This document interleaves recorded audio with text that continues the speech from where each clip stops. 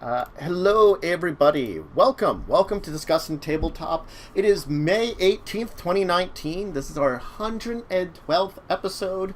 Joe and I continuing to chug along as usual through various and sundry tabletop things that are interesting to learn about. Well, we have an interest. First off, say hi, Joe. Hi, Joe. Indeed. I have to. I know. I hope everybody had a great week. Mine was pretty good. Oh, geez. We're still... What's going on over here? We're not quite aligned correctly. Did I align it at the wrong time? I might have. But I can realign that just a second here. But as I was saying, now that I'm noticing weird things about our images here, I had a pretty decent week. I hope everybody caught Legacies of Kain at very least, and anything else that I was doing. Unfortunately, we did not have Madness, as you probably saw. But you know what? We got a good week of topics to talk about.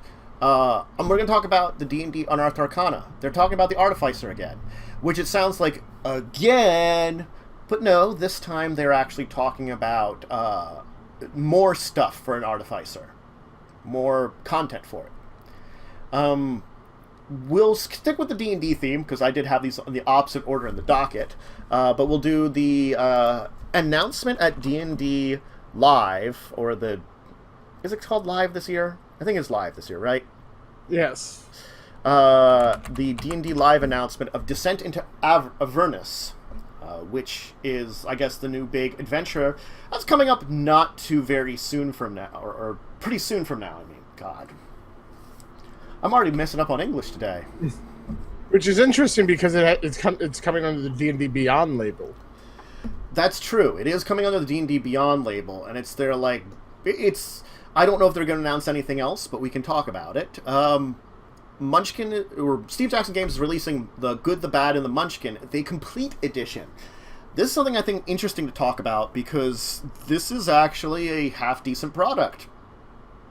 Not that they don't do other half-decent products, but, you know, one that I feel like I have less to complain about. There is a closed beta for the Aether Void RPG that's going on, and there are ways to possibly get into that and look into testing out that RPG. And then the Fantasy Flight Games has previewed the Collapse of the Republic for the Star Wars RPG, having some adventures take place in the time period in between the awful original trilogy and the very good first trilogy. That there isn't a lot of stuff from. Some things. And then we'll have our normal segments as much as we can this week. Well, why don't we start with just the Unearthed Arcana? I think it's really a great place to start there. I'm always looking forward to it. Effectively, they are putting out the... They put out the entire thing again, in a way, I'll say. But what they did this time for the Artificer is, rather than just the two they had before, which they might have tweaked it again. I can't compare and contrast this one off the top of my head to see how much they've tweaked the Artificer again. But this time, instead of two different specializations, they got four. So, I mean, it is a difference from the last time what we saw the Artificer. Yeah. I love Artificers. I want to play one again. I mean, they come out with some very interesting things for it. It feels like it's very similar to the last one, at least, in a lot of the build. I don't know about the spell list. I'm assuming the spell list is pretty samey. The idea of the infused item, the tool expertise, all that kind of stuff seems pretty similar. Without me being able to, like, off the top of my head, pull out the entire list. Which I should be able to actually pull out the entire list, but, you know. Ooh, Battlesmith. Yeah, that's one of the new ones. Like, the Alchemist was the one from before, which we had some... I think it's Archivist and Battlesmith are the two ones that they put out. Archivist is more knowledge. Yeah. And then you have the Battlesmith, which... a combination of protector and medic. Preventing others and repairing both material and person. That's kind of neat. Yeah. You're basically a battle medic. Yeah. They got some interesting ability. Oh, they can make a construct. They're getting like a defending construct. That's kind of interesting. Right. They gain proficiency in martial weapons. Wow. And then you can use their intelligence modifier with attacks with magic weapons and strength or dexterity. That's actually really cool too. Yeah, and they can make enhanced wand and enhanced weapons. Neat. Many-handed pouch. Well, I think that's a lot of the infusions. Yeah. They've like increased the amount of infusions that they have listed, and plus replicate magic item. Yeah. Mm-hmm. That is awesome. Yeah.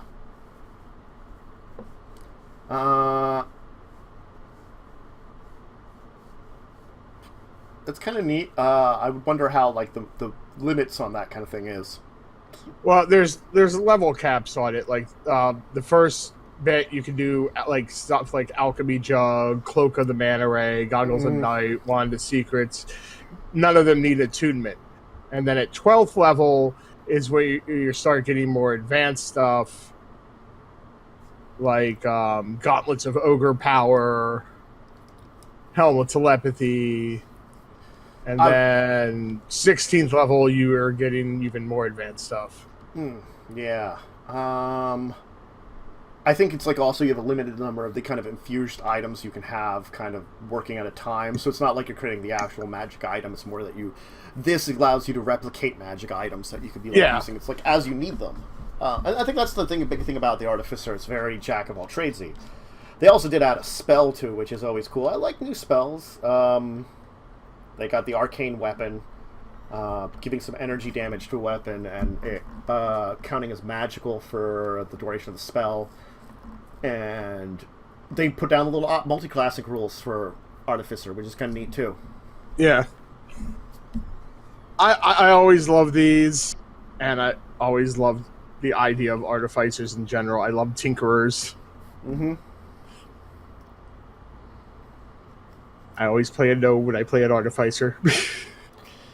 Yeah. Well, they fit very well with the rock gnomes being the actual tinkering race anyway. So it makes sense. Exactly. Especially if you're doing something like... well, I guess in this case it was the... not the battle one. The artillerist would have been more around it. Rather than but I guess the archivist kind of... Any of them do work with the idea of kind of tinkering because they are more like mechanical. Though I guess the alchemist is more chemical than mechanical. Yeah. I think that one. Yeah, all of them could be any race, but I was gonna say all of them seem very interesting though too. Definitely. Oh yeah.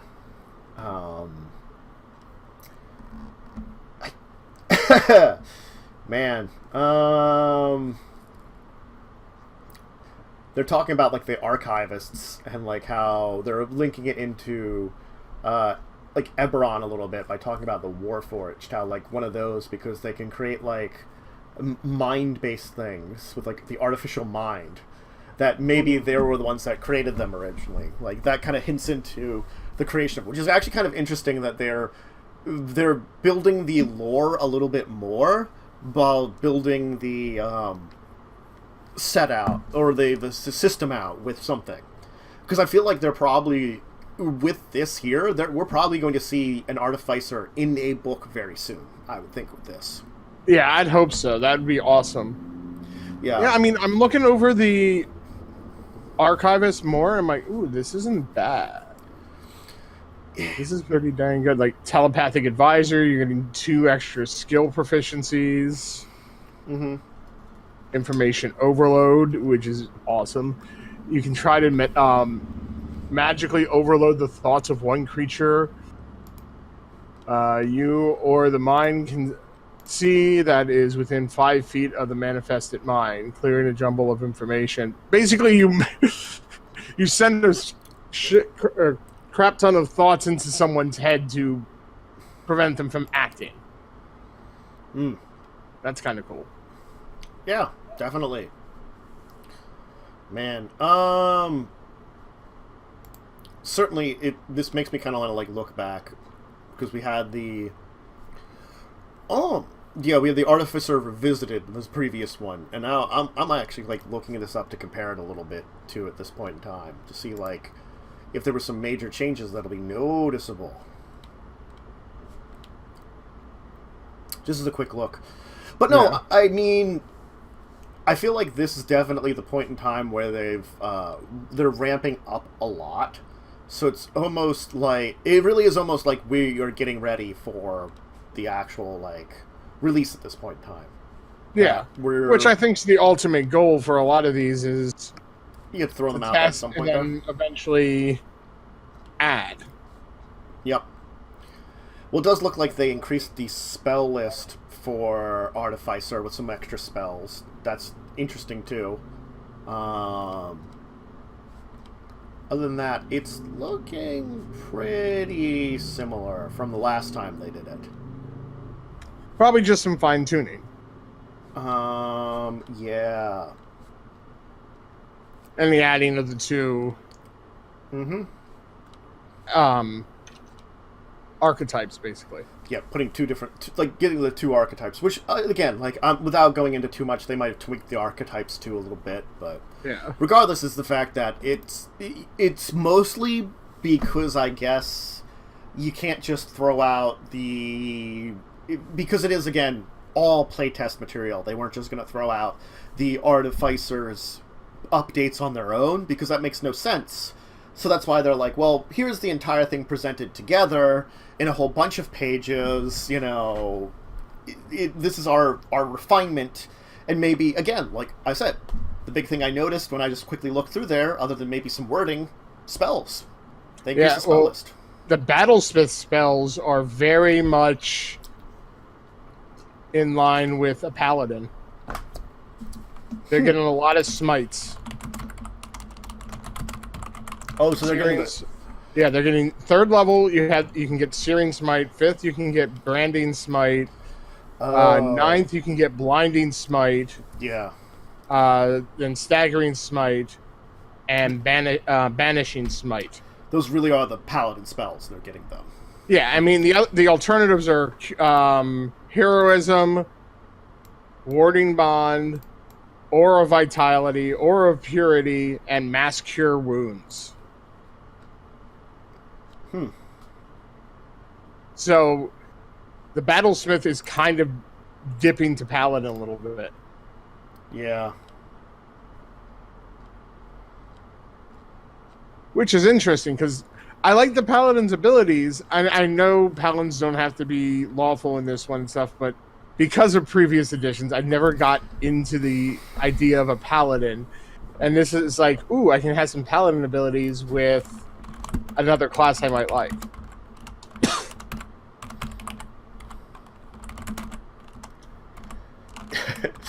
Yeah, no, I think I've had a little bit of experience with the Paladin, and I liked it a lot. I was playing more like Lawful Good at that point in time anyway, just because it's a little easier for a Paladin, but reading through it and getting a hold of it, it definitely has a opening for doing something a little differently and very much so interesting. Yeah. So I like how they're like combining a little bit of that aspect into the Battlesmith, so it's like...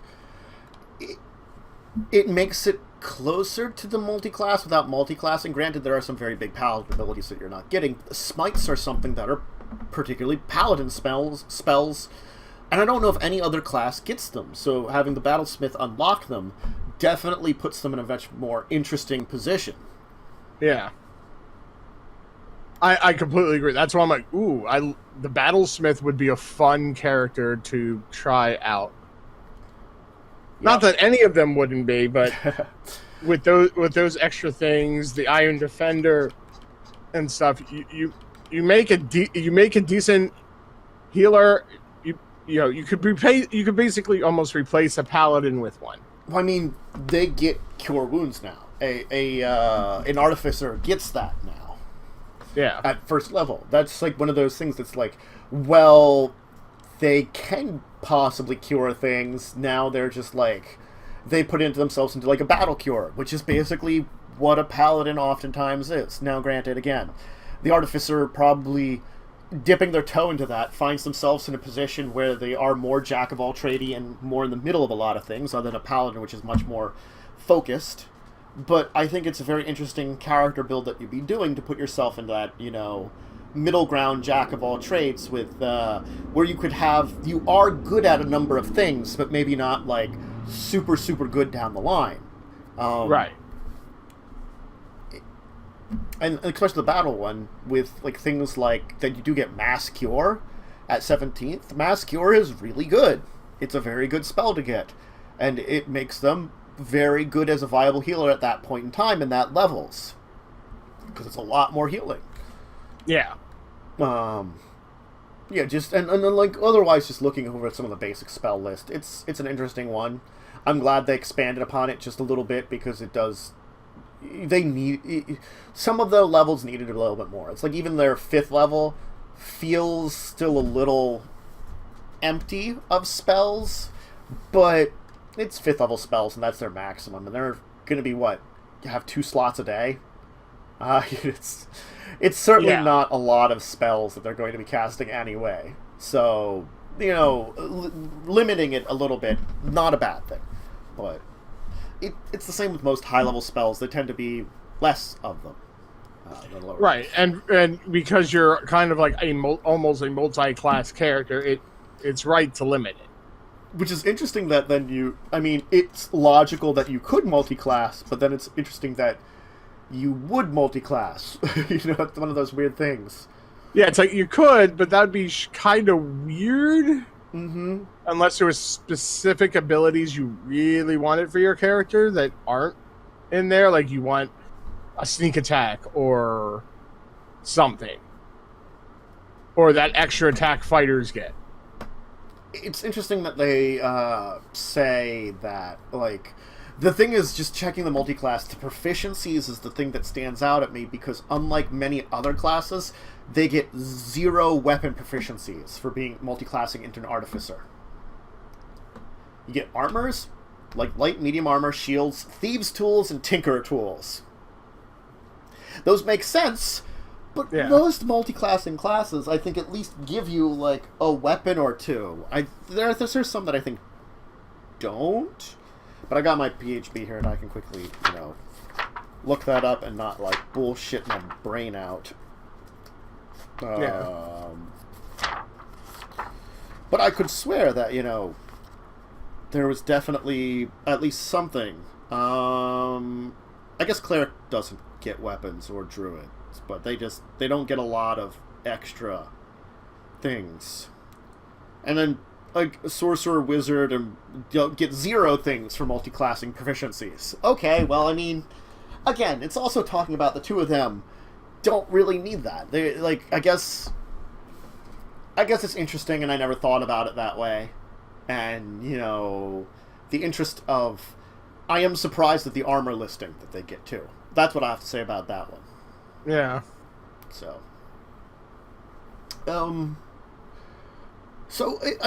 this is a fairly definitive artificer, I would say, at this point in time. Oh, I agree. So, definitely I would recommend checking it out again, because we have like new infusions, the new spell list. They are using spells from Xanthar's Guide on that list. They fixed up the multi-classing, the new subclasses. It's a lot of stuff for it, and I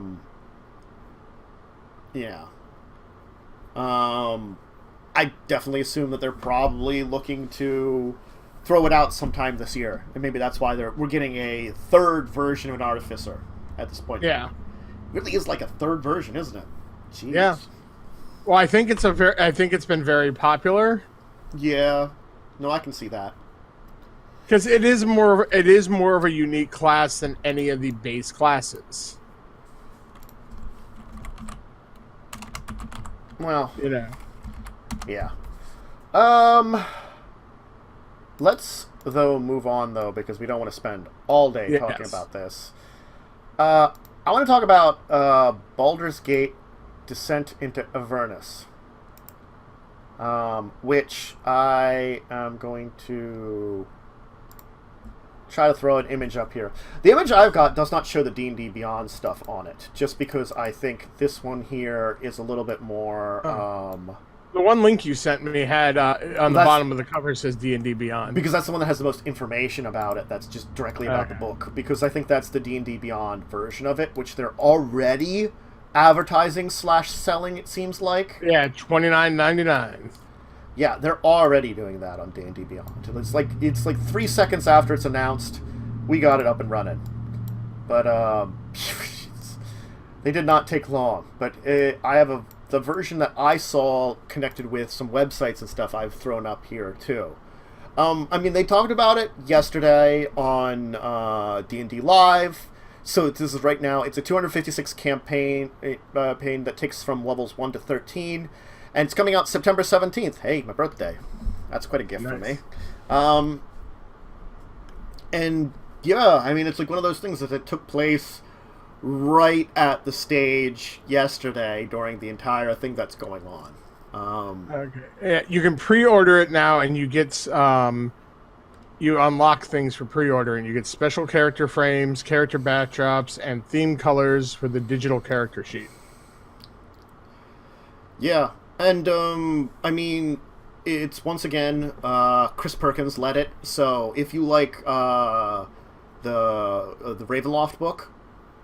Chris Perkins was the lead designer behind that one. He's the lead designer behind this one, so you can expect something really good. He does a very good job, always. It's focusing on Baldur's Gate, but also, like, it going into one of the horrible, like, the Blood War, you know? Yeah.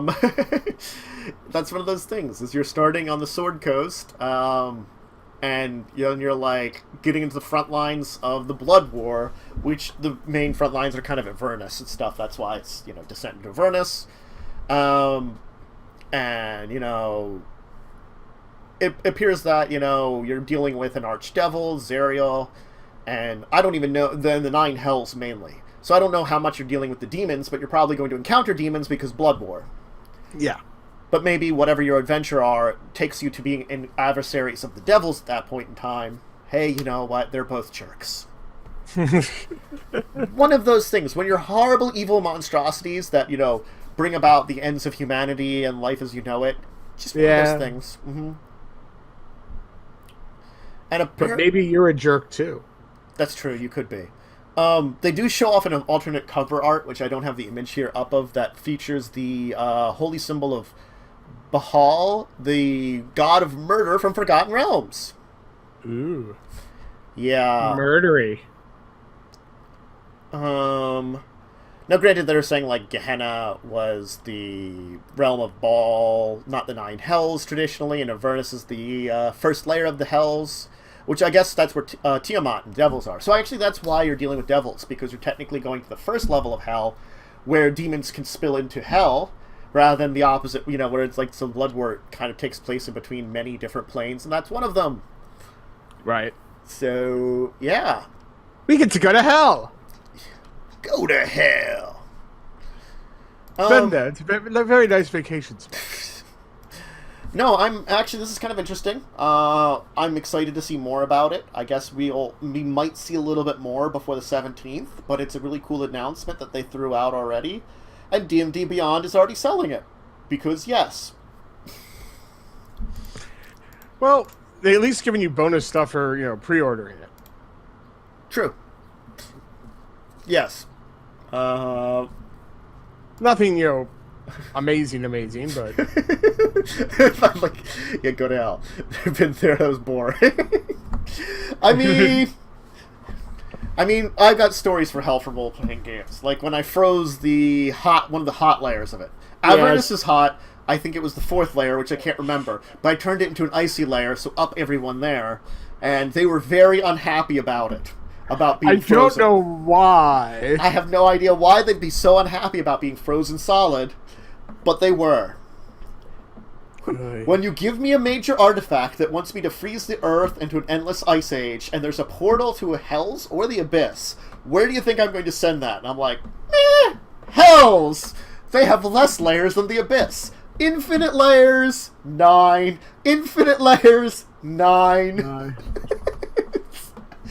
I mean, it probably would have been better to go with infinite layers just because I would have frozen one of too many for demons to notice. But no, organized enemies, whatever. Anyway. Let's keep moving on, though, because we do want to get some stuff done. Because hell froze over? Yeah. Let's talk about The Good, the Bad, and Munchkin Complete. So, The Good, the Bad, and the Munchkin was one of the many, many Munchkin lines there was, like product lines. It was their Western-styled one.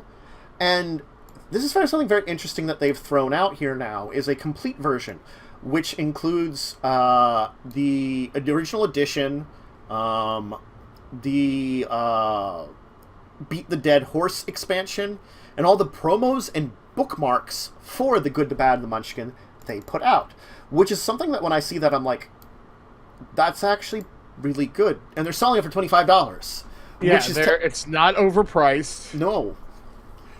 And you're getting the bookmarks and stuff, which are harder to get. Yeah. And promos that were related to it. That they put out with it. They're actually doing a really good job this time. Maybe they're learning some lessons. Yeah. Though, granted, I think I have Good, Bad, and Munchkin. I don't know if I have Beating a Dead Horse. I might. I don't know. But, like... So this is definitely, like, it wouldn't be in the product line for me, like, just getting the promos, maybe the expansion, not necessary, but there are plenty of people that probably haven't gotten this one. I don't. Yeah, it's a definitive edition, is the best way to say it, you know? I wouldn't mind seeing them do more of something like this with other editions. No, I really agree, because it's normally, like, the fact is, it's normally $25 for a normal Munchkin, and this one is $25 plus a whole bunch more stuff. And I think the thing is, when they're doing this here, is it's almost saying, like, we're not going to be putting out any more under the idea of The Good, the Bad, the Munchkin, which I guess is fine. You know, they don't want to, pardon a phrase that they're actually using for one of their expansions, beat a dead horse. I mean, that's true. They don't want to do that.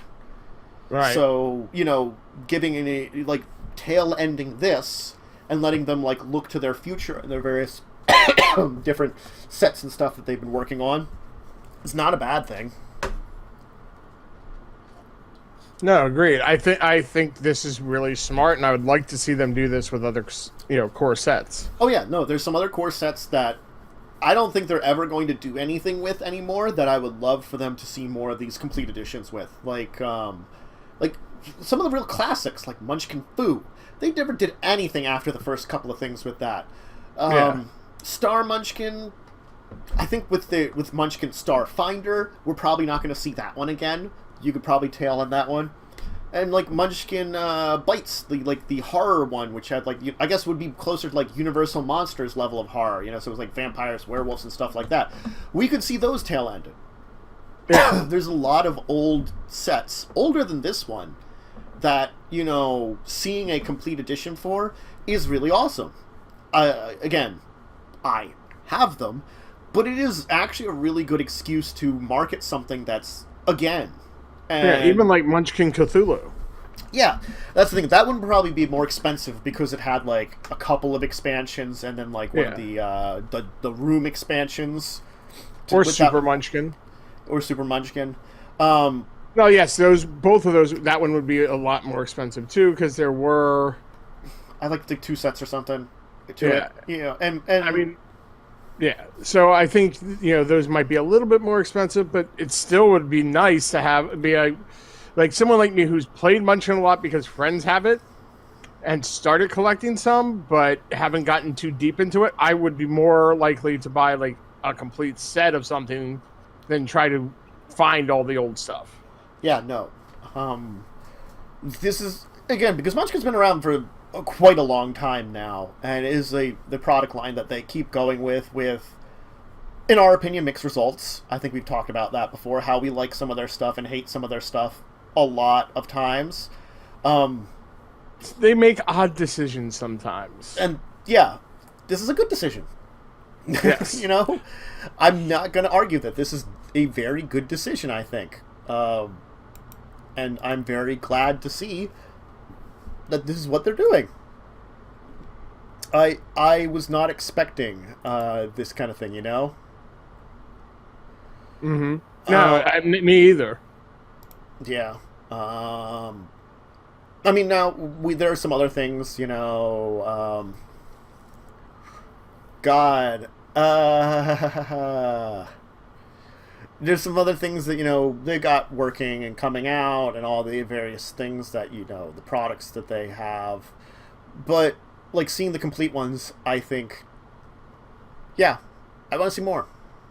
I want to see more and hope for more that are very good.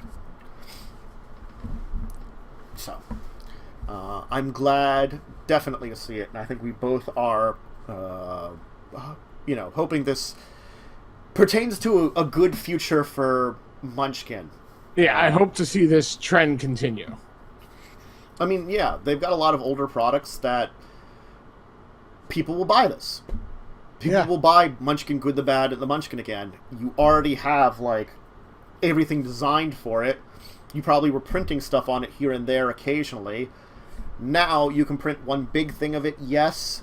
You can combine products. Yes, you probably got a lot of profit on it right now.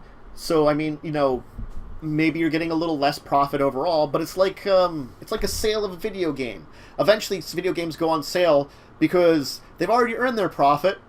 They don't need to earn anymore. You know, the prices drop. Right. This is the it's like it's been out long enough that, you know, you're just trying to say, hey, you know what? This is for the fans and anybody that hasn't gotten it yet. And this one is definitely a release that feels like let's get a little bit more money for it, which, again, I've never complained about them doing stuff that would earn the money. I think this is a smart way of earning money that I feel like doesn't wreck goodwill with your player base.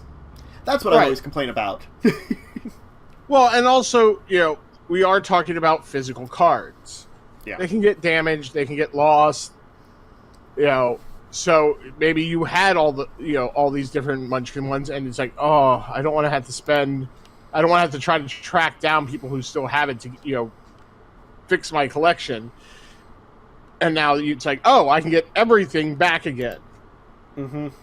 I mean, I had that with a game before when I had something spill in my trunk and lost a bunch of stuff because damage. Yeah.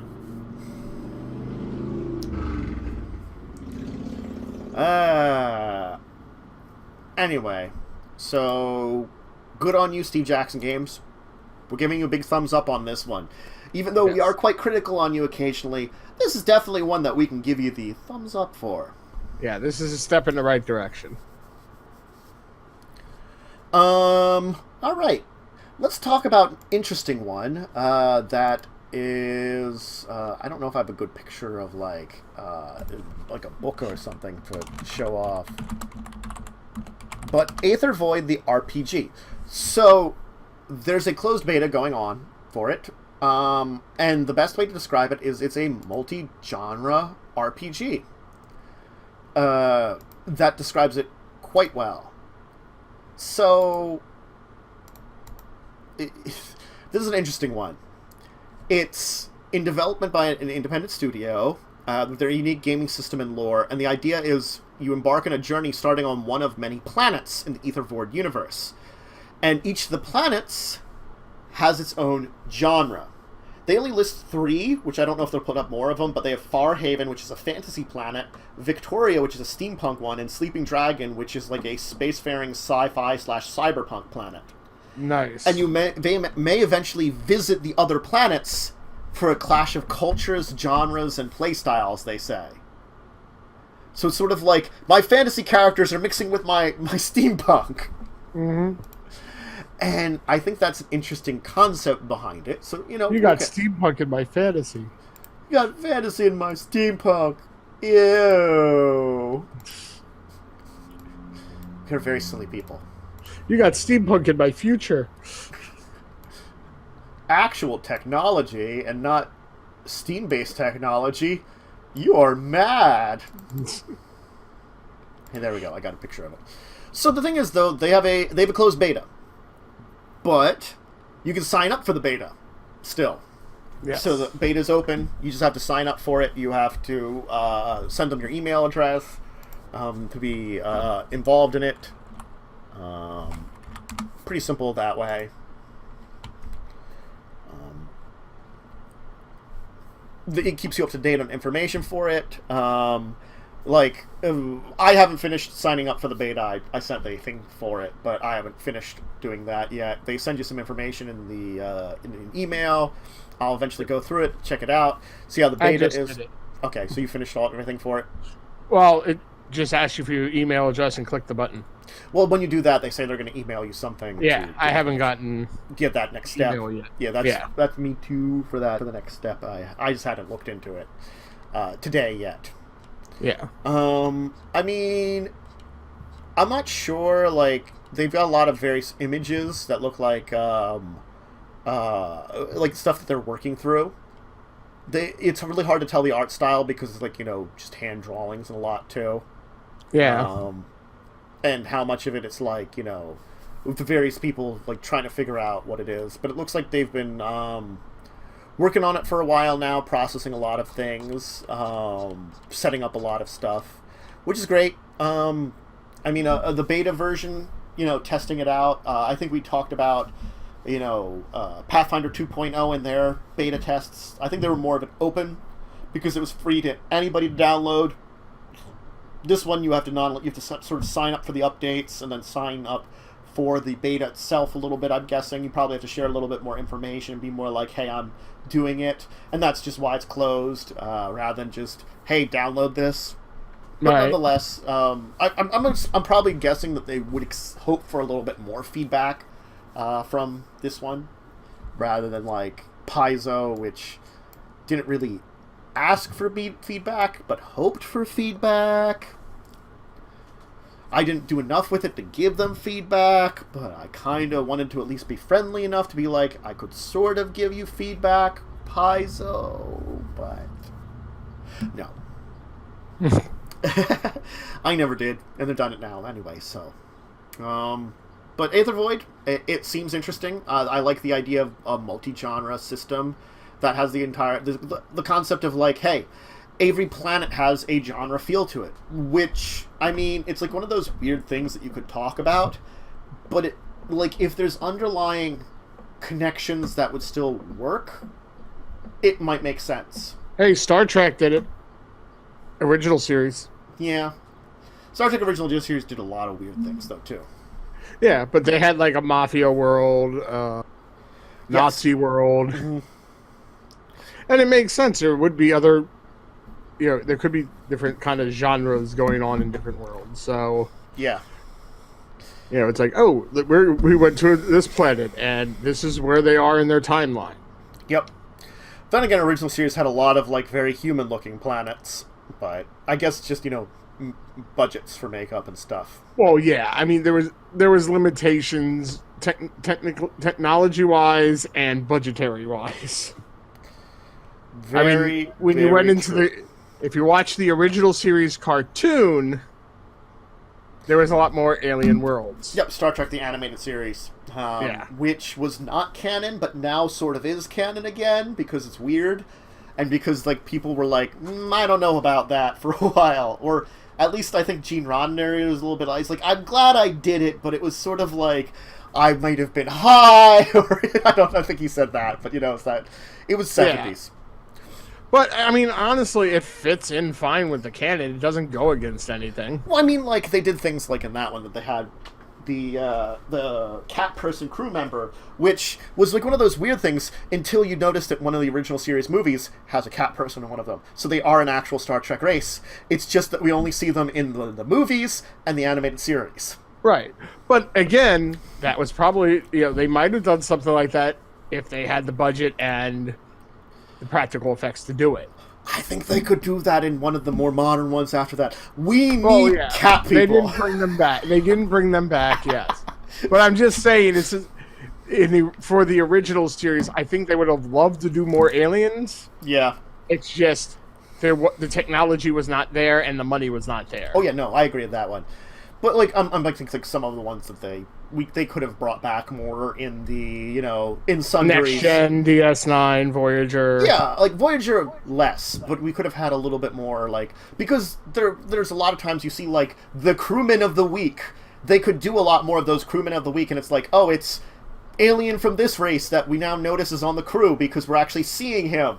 He was on the crew the entire time, but you don't really see him because he's over there in that place of it, He works in astrometrics. Yeah, or something. We don't go there very often. Yeah, like until like the later half of the series, you never go to astrometrics when they put 7 of 9 in it, Yeah, and it becomes an important place. Before there, no one goes there, Or some of the science divisions, which are on the ship, no one freaking walks in there. Who's a member of them? Like, I don't know. Other than the times they put someone who's like a botanist on the crew, it's like you don't normally see the hydroponics bay. Yeah. Yeah, so it's like they could have been working in there when the other person's not. Mm-hmm. There's a lot of things they could have done, but yeah. Let's move on, though. Agreed. Let's talk about a little bit about Star Wars. Well, a large preview of the big fantasy. I think this is probably one of the bigger Fantasy Flight books that they're coming out with in the near area. Now, granted, I have seen that, like, I think it was just the last couple of this week they did announce a new book, which was an interesting one because it's a gear book. It's a gear, junk you'd use, weapons, all that kind of stuff, which I always like a good gear book. But I feel like for a game similar to, like, Star Trek, how it's very universe-driven, time period-driven, a book like this is more important, Right. So this is Collapse of the Republic. It's taking place after the original trilogy. That's it. It's like, they go over a lot of information in it, and like some interesting things. Talk about, like, if you're using the Clone Wars or like post the Clone War, that kind of thing. I think they actually do talk a lot about stuff with Mandalorians in this one, which I think that's one of those favorite ones because people, for how stupid he ended up being in the original series, people love the crap out of Boba Fett. So judging that, like... Yeah, I mean, he hardly had any lines in it and died a horrible, horrible way. Very quickly. Yes. Yeah, I mean, it's like he was very cool looking, but he didn't do anything. He also had a rocket on his back, which made no sense. Oh, jetpack? No, he had the rocket launcher that could shoot out. Oh, that's right. He had the rocket launcher, and then he had like a jetpack kind of thing. Right. Yeah. But the rocket made no sense because how would you aim it?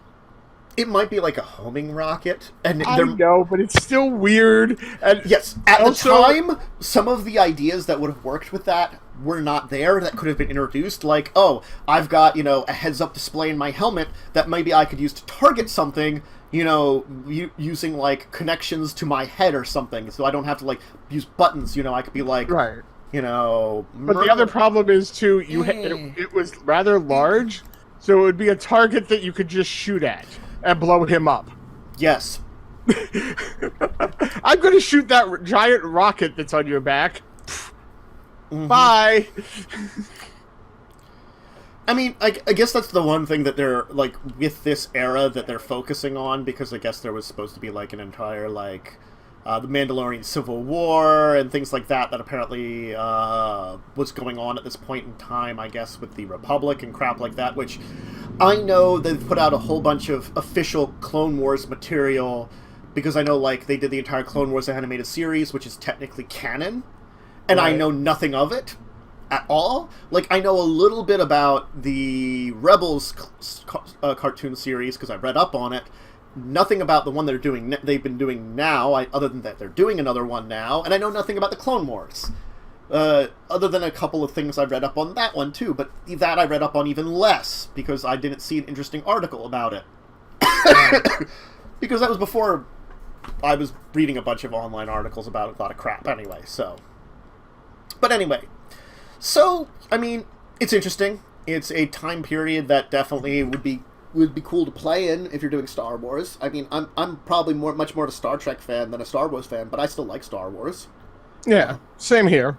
Yeah. So, I mean, I definitely wouldn't mind being in a Star Wars game. I don't know about running it. That's one of those weird things that I kind of put it on the level of... I know Fantasy Flight System's really cool, but I have only seen some people play it more than actually do it, so I haven't had that, For me, the problem would be is I've seen all the movies, but I've not read any extra stuff, so I wouldn't be able to jump in and have the knowledge as well as I would with Star Trek. Like Star Trek, I know a lot of intimate details and odds and ends, where Star Wars, I know surface stuff. I think you'd know enough to actually play, because the fact Well, I'd say depending on the group. I'd say depending on the group and the setting you're doing. Yeah, because if you're doing... Oh, go ahead. I was saying if you're doing like a rebellion group, that I feel like you need a little bit more connection to everything. Even like a Jedi one, I think the entire idea of the Force one is maybe, depending on your time period, you might not know anything about being a Jedi anyway. So it might work. Right. If you're just being a Force user. I think Edge of the Empire would be best for you and me, because that's we're random people living in the, we're like Han Solo type people living on the outskirts of the galaxy, we don't know crap. Right. Yeah, I mean, but what I'm saying is, like, if you were in a group that was very huge Star Wars fans and read all the stuff, and that's how they want to play, that would be difficult. Yeah, but I think I wouldn't mind if Scott Derrick, who I've chatted with a bunch. I don't have as much chance to play with him, but I know he does Star Wars stuff, and he runs Star Wars stuff, and I always feel like he provides the information needed. I think he's a good GM when it comes to Star Wars, because you don't need to know anything. He's good and ready to provide you that information. I think that would be better, because maybe you as a player might know everything, but he always presents it because he does it on stream, so he's got to present it to the population that may not know jack crap about that. Right. And if you can find someone like that, it would be good. True. It's just, again, it is a matter of who you're playing with, too. I think will help a lot for that. But, no, it's a good system. It's a cool system, and it's another interesting book. That they're doing some very good books over at Fantasy Flight, I think. Most of the ones I tend to see, are very good releases on information. So this is yet another one that they're previewing. It's coming up soon, that the release is. I do not know the exact release date. I can figure that out. Probably figure that out. Mention it here. They're pre-orders now. They do say pre-order now. That's all I see for it. That they just have the pre-orders open. Well, I'm gonna go into pre-order and see if it might mention. Okay.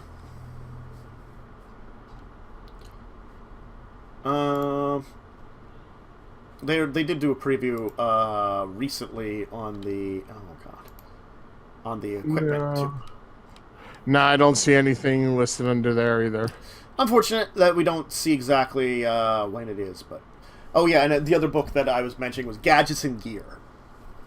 That's the one I saw that they're doing too. So I mean, they're doing the books that I feel are very good for a RPG series. We're doing a setting book and we're doing a craft book.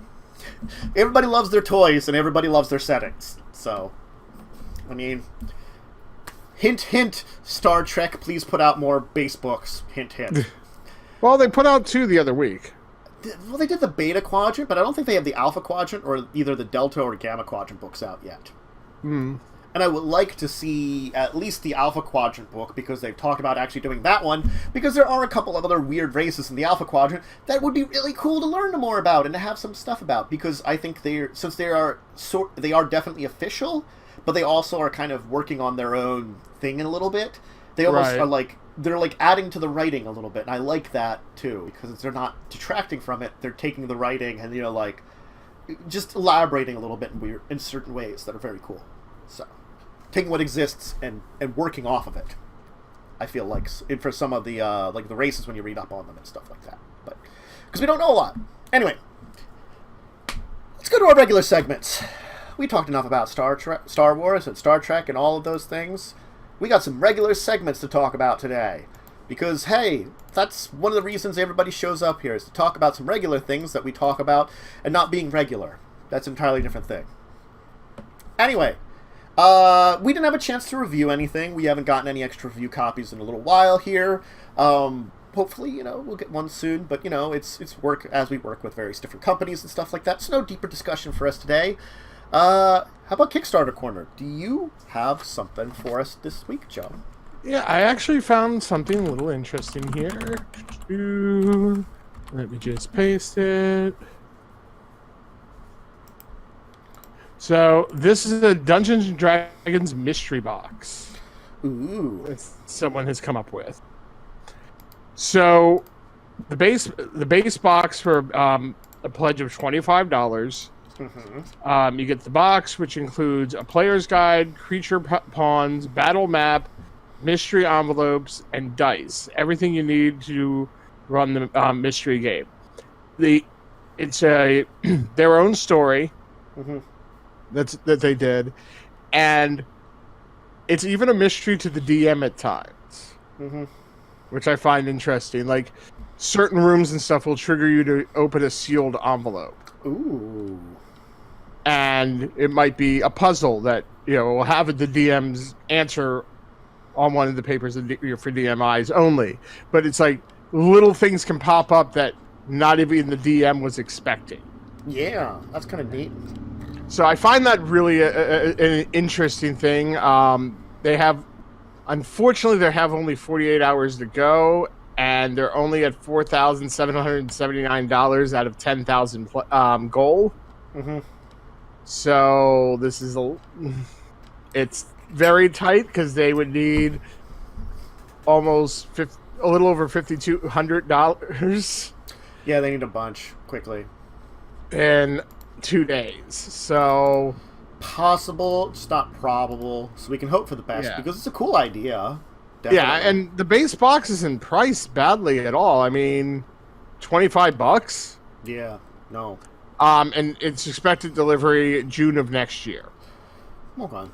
I mean, even for the $80 one, which is the next level up, you get a 5th edition hardcover, collector's edition hardcover. Mm-hmm. With it. This is special limited edition hardcover with all trimmings. Each copy will be excuse me, fully decked out and signed by the authors.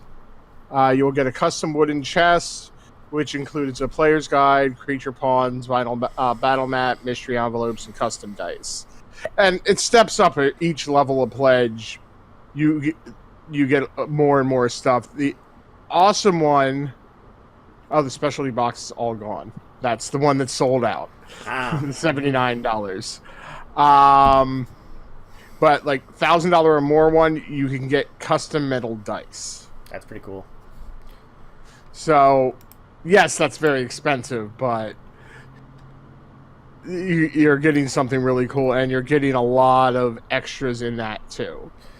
It's neat. But all the maps are vinyl, so they can be. You can use dry erase markers on it. You're getting pawns even, which is nice. Yeah. So, if this sounds something interesting to you guys, I would highly recommend it. Support someone trying to do something new in this. Yeah, it's a very cool idea. I agree. Yeah.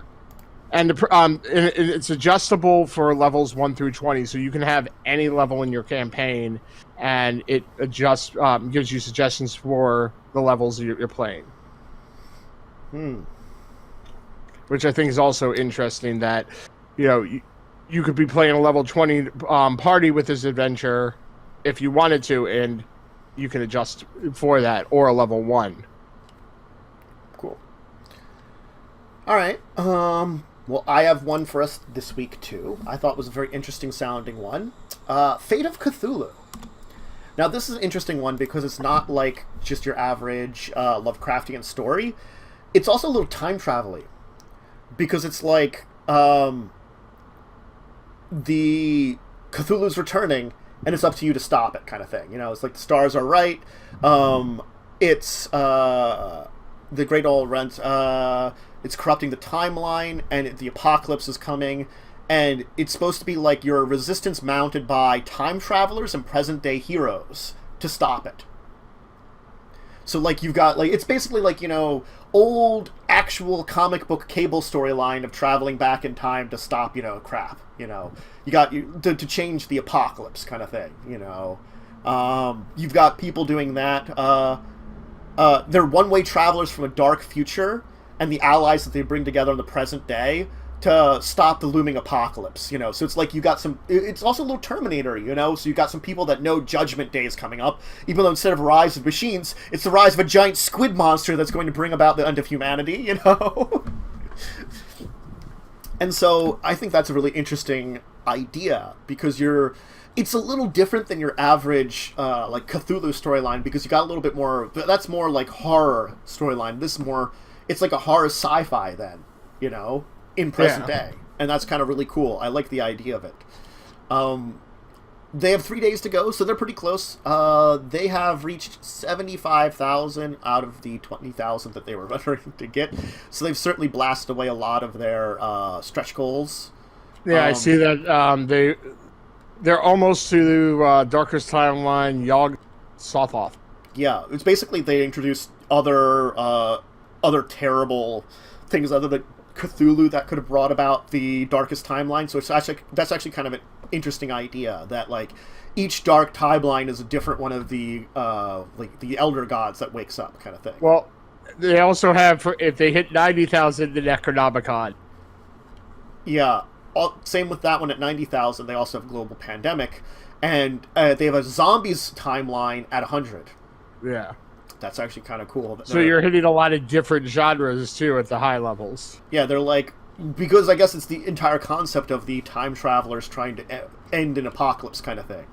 You know, and that's another thing about, like, that I like if they would unlock the zombie ones, because apparently they got a different writer writing stuff for, like, each of them.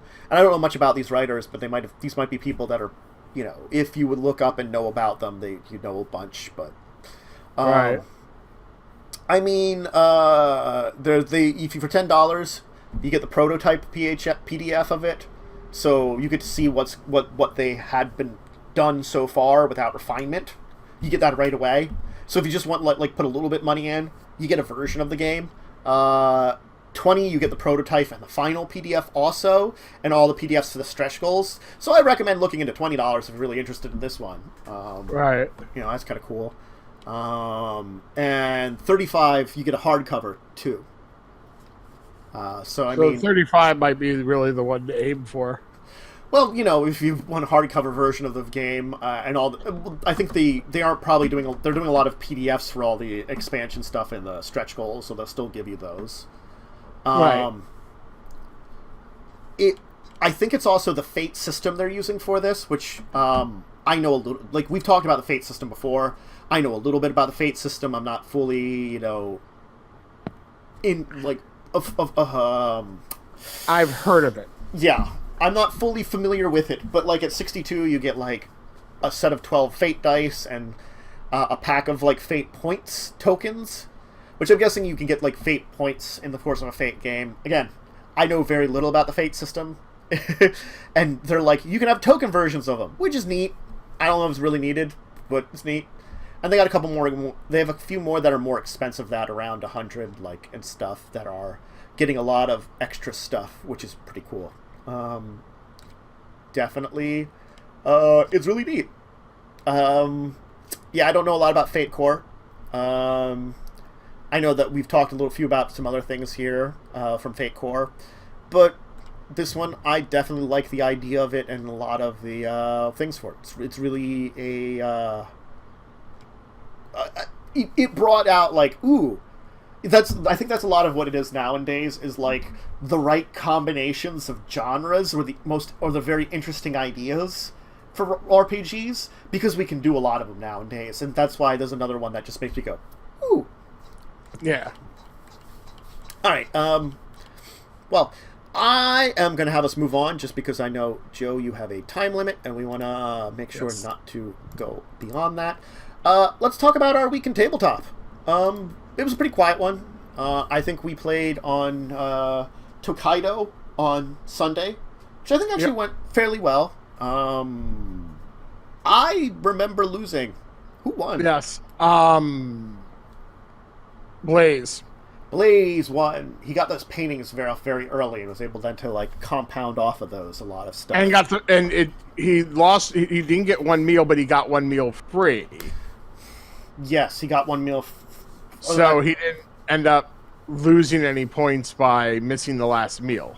Yeah, he basically got the one